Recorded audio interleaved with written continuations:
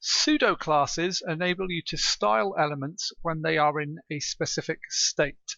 The most common pseudo-classes relate to styling hyperlinks. For example, the hover pseudo-class can be used to change the appearance of hyperlinks when a user hovers their mouse over them. They are in the state of being hovered over. In the CSS, pseudo-classes are added to the selector through a colon. Here we are selecting all hyperlinks, which are created with the anchor element, when a user hovers over them. The text decoration property makes a dotted underline appear, and the background color property changes the background to a light yellow.